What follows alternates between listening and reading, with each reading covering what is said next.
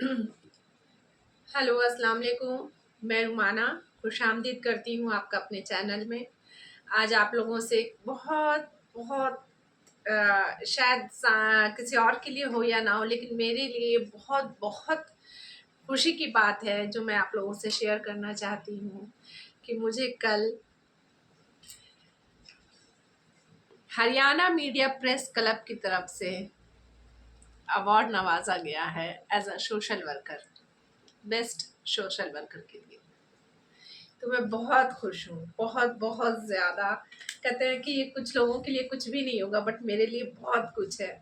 और मैं बहुत ज़्यादा खुश हूँ कि अल्लाह ने मुझे इस एजाज़ और इकराम से नवाजा। मैं कहाँ थी और उसने मुझे कहाँ ले गया। इसीलिए कहती हूँ मैं कि कभी कभी जो भी होता है ना, बहुत बेहतर होता है। खुदा जो करता है बहुत बेहतर करता है।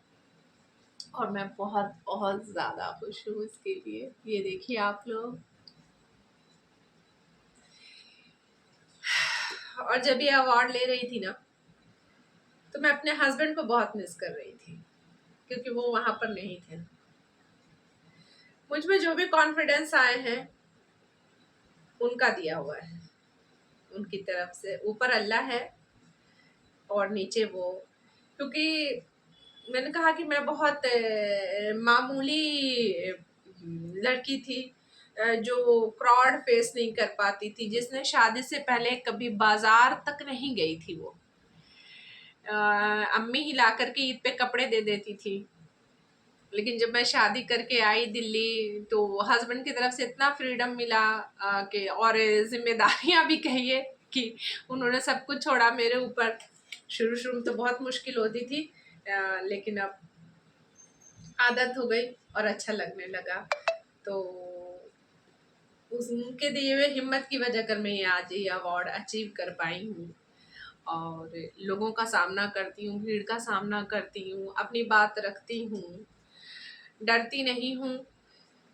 और शौहर के बाद मैं अपनी माँ को, मैं उनका बहुत शुक्रिया अदा करना चाहती हूँ, क्योंकि वो मुझे हमेशा कहती थी कि सच बोलना है, तुम्हें सच बोलना है, किसी की बात इधर उधर नहीं करना, ना सुनना है तुम्हें।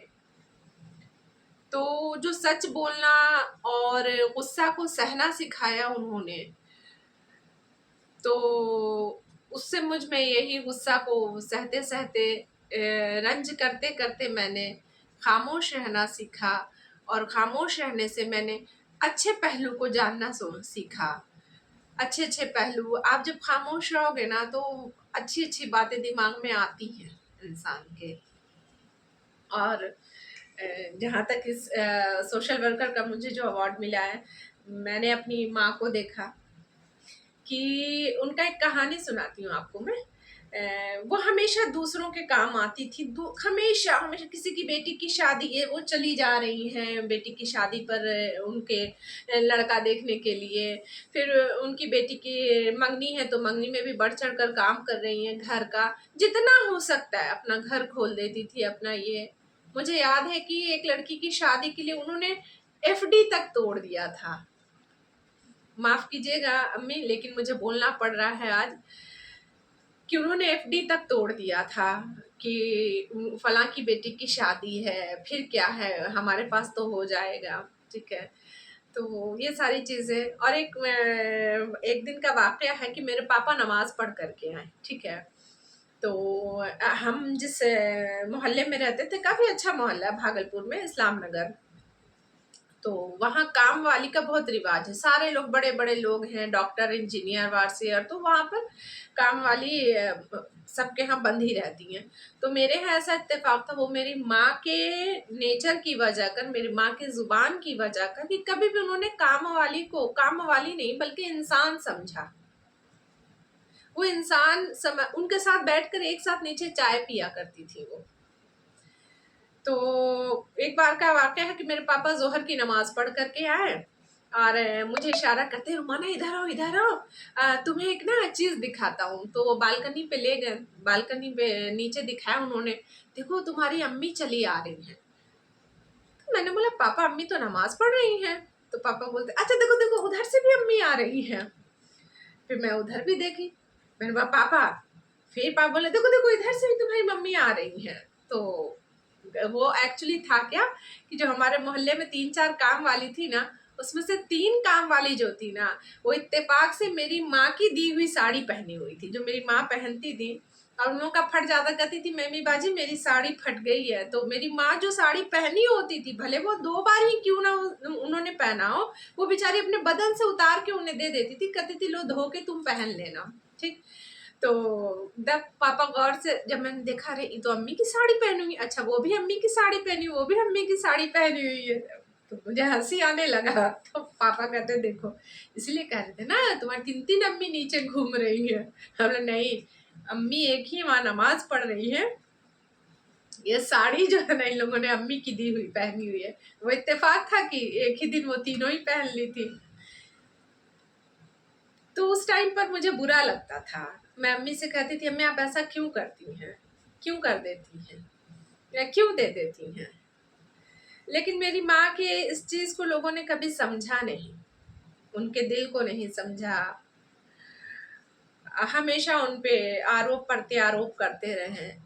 लेकिन मैंने जब उनको करीब से जाना कि, और आज वही चीज मैं अपने अंदर, उतना तो नहीं उनके जैसा तो नहीं, क्योंकि मैंने उनको देखा कि उनको करने के बावजूद भी कभी उनको अच्छा नहीं कहा गया उनके लिए। और ये बहुत बड़ी अच्छाई है उनकी कि वो कभी भी छोटे बड़ों में भेद नहीं करती थी। उनकी काम वाली है, वो चाय तभी पीती थी जब उनकी काम वाली आ जाती थी साथ में बैठ करके। तो ये इस चीज का जज्बा मुझे मेरी माँ से मिला, और ये कॉन्फिडेंस मेरे शौहर से मिला। उन्होंने शायद मेरे अंदर देख लिया था कि इसके अंदर कॉन्फिडेंस है, इसको आगे किया जा सकता है, इसको अगर छोड़ा जाए तो ये जा सकती है। और माँ क्या जज्बा जो लोगों के लिए उन्होंने किया, मुझे बहुत बुरा लगता था। अभी भी कभी कभी बुरा लग जाता है, उनसे लड़ लेती हूँ मैं। लेकिन कहते हैं संस्कार कहीं ना कहीं इंसान के काम आते हैं। अगर आपने अच्छे संस्कार दिए हैं बच्चों को तो वो अच्छे आपके काम जरूर आते हैं। संस्कार का बहुत बड़ा रोल है, तरबियत का बहुत बड़ा रोल है। जो आपको माँ बाप से मिल गया ना, दे दिया गया, वो आप कितनों कोशिश कीजिए कि हटा दें, आप एक टाइम को भाग जाएंगे लेकिन फिर आप वापस वहां पर आ जाते हैं। तो बहुत बहुत शुक्रिया अम्मी, अगर आप मेरा वीडियो देख रही हैं तो मेरा शुक्रिया कबूल कीजिए। और मेरे शौहर यहाँ पे हैं नहीं, बट वो मेरा हर वीडियो देखते हैं, उनके लिए भी कह रही हूँ मैं कि तुम्हारा भी बहुत बहुत शुक्रिया। और आप लोगों का भी बहुत बहुत शुक्रिया, दुआ में याद रखिएगा।